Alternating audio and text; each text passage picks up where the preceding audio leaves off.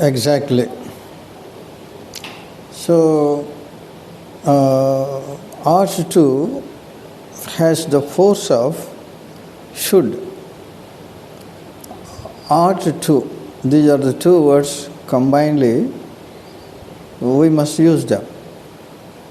We cannot use only art. It is part-2. It has the force of should.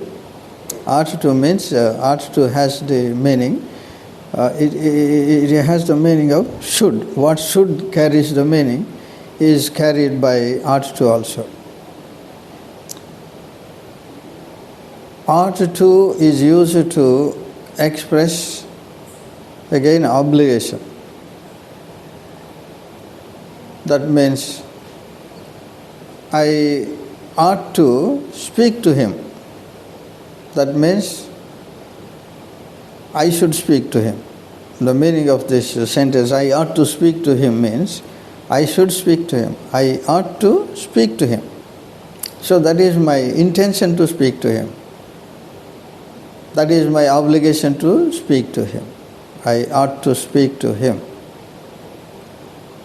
I ought to go to Bombay this week. I ought to go to Bombay this week. So that means it is my obligation that I must go to Bombay. We ought to write examinations because we paid the requisite fee.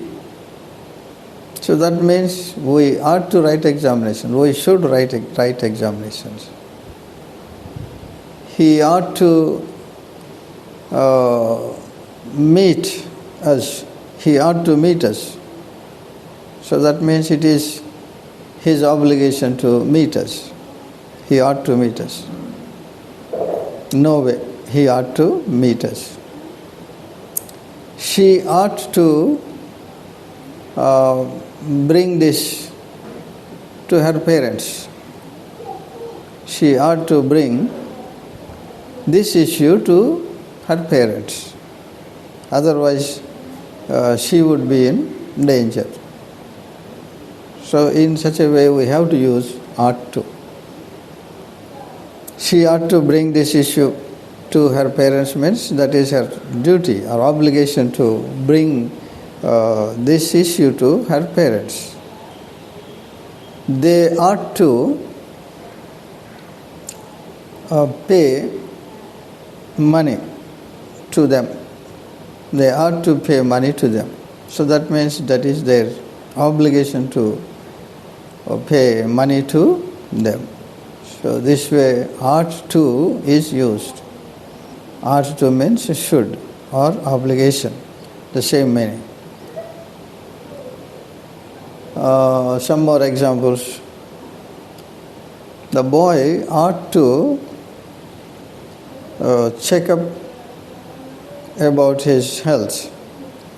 The boy ought to check up about his health regularly. So that is his obligation. That is his duty to check up his duty.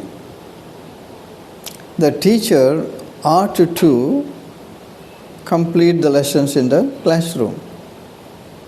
The teacher ought to complete the lessons in the classroom. That is the duty of the teacher, that he has to complete the lessons.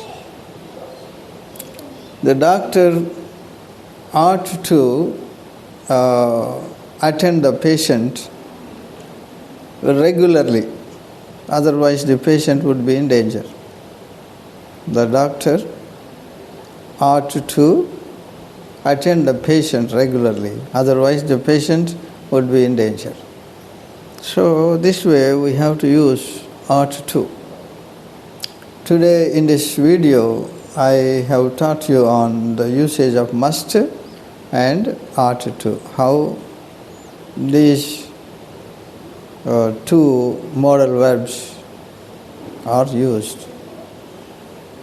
If you like this video, you can share it to others and subscribe it for your continuous programming, right?